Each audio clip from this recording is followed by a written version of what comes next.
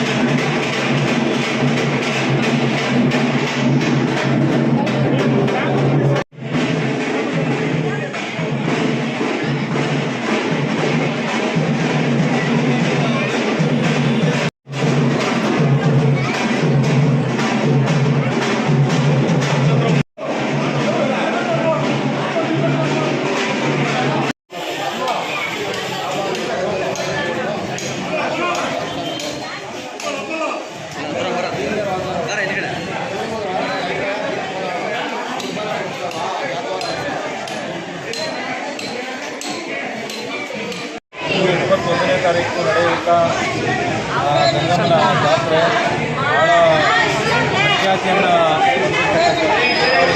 ನಗರ ಭಾಗದಲ್ಲಿ ನಡೆಯುವಂಥ ಗಂಗಮ್ಮ ಜಾತ್ರೆ ಈ ಆಂಧ್ರ ಬೇರೆ ಕಡೆಯಿಂದ ಜಾತ್ರೆಗೆ ಭಾಗವಹಿಸುವಂಥದ್ದು 20-21ನೇ ತಾರೀಕು ನಡೆಯುವಂಥ ಜಾತ್ರೆಗೆ ಆಗಬೇಕಾಗಿರುವಂಥ ಸುಮಾರು 15ನೇ ತಾರೀಕಿನ ಪ್ರತಿದಿನ ಬೇರೆ ಬೇರೆ ಕಾರ್ಯಕ್ರಮಗಳನ್ನು ಹಮ್ಮಿಕೊಂಡು ಆ ಎಲ್ಲ ಕಾರ್ಯಕ್ರಮಗಳನ್ನು ಮಾಡಿದಾಗಲೇ ಈ ಗಂಗಾ ಜಾತ್ರೆ ಪರಿಪೂರ್ಣವಾಗುವಂಥದ್ದು. ಹಾಗಾಗಿ 15ನೇ ತಾರೀಕಿನಿಂದ ಪ್ರತಿದಿನ ಅನೇಕ ಬೇರೆ ಬೇರೆ ಕಾರ್ಯಕ್ರಮಗಳು ಅರ್ಪಣೆಯನ್ನು ಮಾಡಿ ಜಾತ್ರೆ 21ನೇ ವರ್ಷ ಜಾತ್ರೆ ಈ ಜಾತ್ರೆ ಯಶಸ್ಸಾಗಲಿ ನಗರ ಭಾಗದಲ್ಲಿ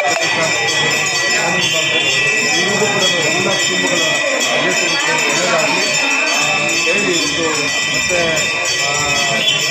ಜಾನುವಾರುಗಳಿಗೆ ಒಳ್ಳೆಯ ಮನೆಗಳಾಗಲಿ ಒಳ್ಳೆಯ ಬೆಳೆಗಳಾಗಲಿ ಎಲ್ಲರಿಗೂ ಕೂಡ ಒಳ್ಳೆಯದಾಗಲಿ ಅಂತ ಶುಭ ಹಾರೈಸಿ